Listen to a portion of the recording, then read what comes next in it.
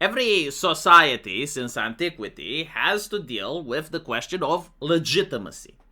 Legitimacy means why do we put up with their shit? This is what every single person asks themselves, and when they don't have an answer to this question, you get the French Revolution or the Communist Revolution or variations of thereof. And so the question is, what was legitimacy in the past?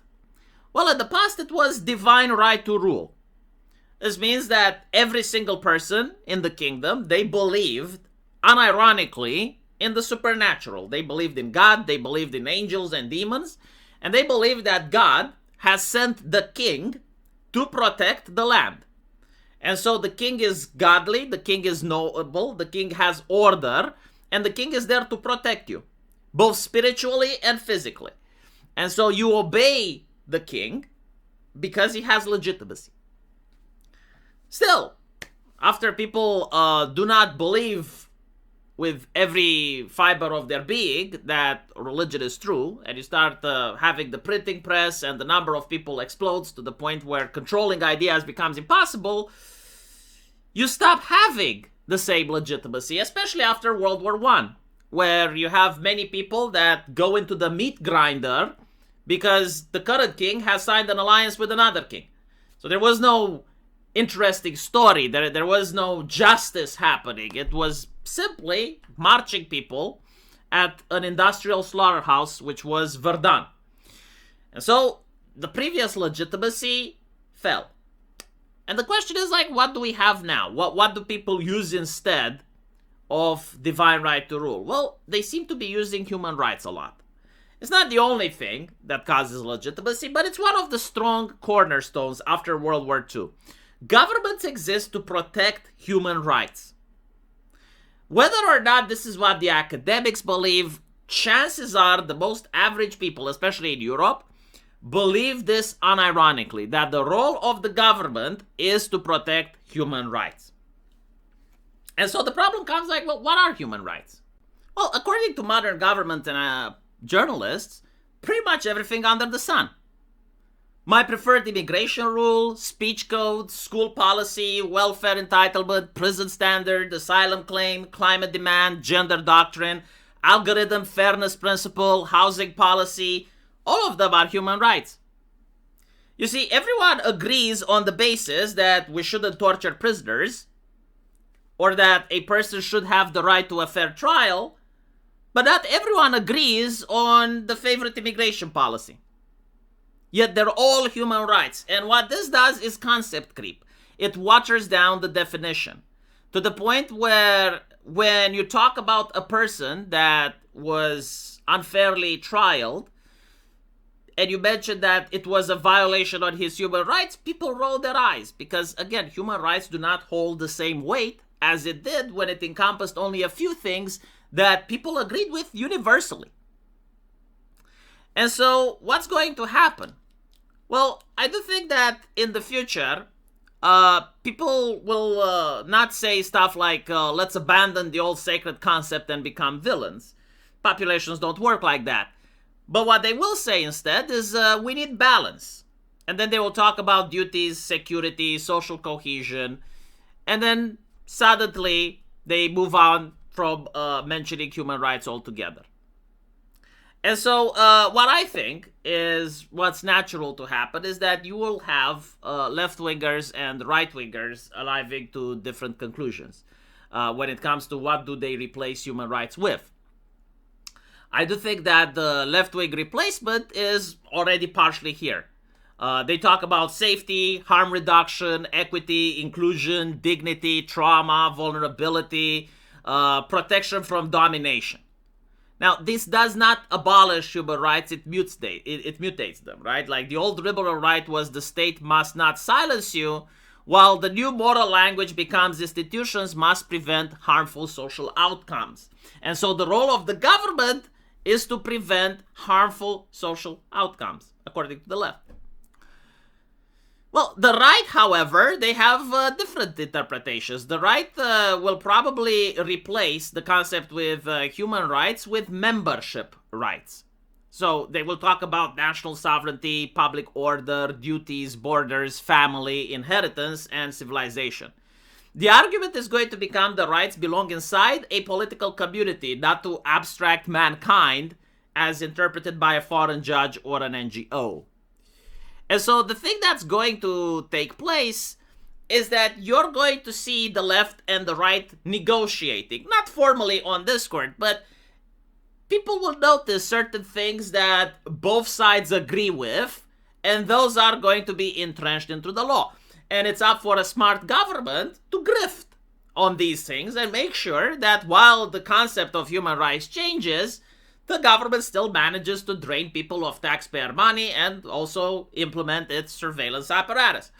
For example, what I'm talking about is the technocratic replacement, which will be risk management. AI safety, climate emergency, disinformation control, public health, child protection, critical infrastructure. These are the things of the future. These are the things that the governments will claim to protect because, as you can see, both the left and the right agrees when it comes to AI safety. You can go to the Lotus Eaters, of course they agree that the AI should be safe. If you go to Hassan Piker, he also agrees. Child safety, everybody agrees. There's no person disagreeing that children shouldn't be kept safe. Disinformation control. You're framing it too much. But if I frame it properly, I will get Sargat to agree that disinformation can be bad. All in all, this is the future. I do believe that the technocratic replacement of risk management is going to be the new thing that will replace the very concept of human rights. Now, how will it happen? Well, I think that for the next 5 or 10 years or so, people still use the expression human rights, but it's losing its meaning. It's not getting the punch. You have skepticism. You can say, well, housing is a human right. And even left-wingers are going to look at you and it's like, really? Define housing. Like, how big are we talking about? Who's going to build it? How much do I have to pay? How many taxes do I have to cough up to make it possible? And where are you going to build those houses? Are you building them in my backyard? Or are you building them somewhere else? And this is the natural conclusion, right? From the era of the internet, even the left, the Zoomers, have become a little bit more skeptical. But for the foreseeable future, we're saying 2030, 2050, you're going to see that Western states increasingly reinterpret rights through sovereignty, security, migration control, demographic pressure, digital governance, and social cohesion. This is already happening in the European Union, especially after Donald Trump. You see Macron, you see nations like Germany already starting to become a little bit more nationalistic all of a sudden. So we're not already talking about, like the global citizen anymore. We are talking about European security.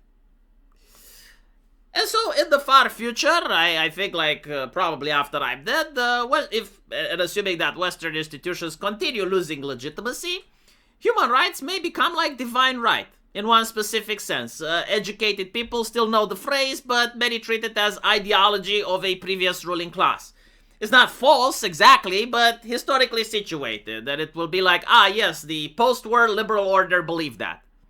But the core protections can actually survive under different names. No serious modern state wants to openly say we reject all limits on state violence.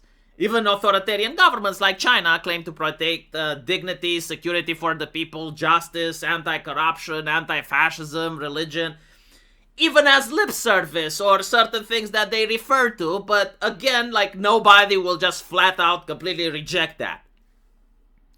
And so the maximalist human rights mythos, in my opinion, has 20 to 40 years of serious dominance that is remaining in the West. The legal infrastructure, however, has much longer because it is embedded in treaties, courts, constitutions, and of course institutions. The Universal Declaration of Human Rights inspired more than 70 human rights treaties.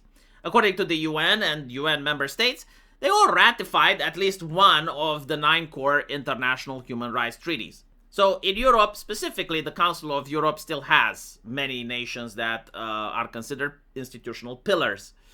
So it's not going to be a dramatic guillotine moment. It's going to be kind of like the word misogyny and racist.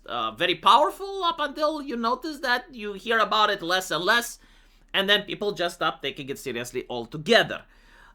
This has happened, in my opinion, because of concept creep. When you have something that's serious and everyone agrees with, but you start to constantly add more to the definition, eventually the definition encompasses things that are not serious or that are not as severe, and people make the confusion when you're bringing up the definition. They cannot know if you're talking about a serious issue or one that's less serious. And when the concept creep goes overboard and the definition now houses much more unserious things than the serious ones, people start dismissing it.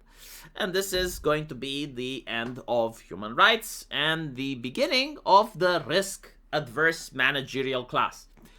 Let me know what you guys think, and as usual, I will see you in the comment section. Take care.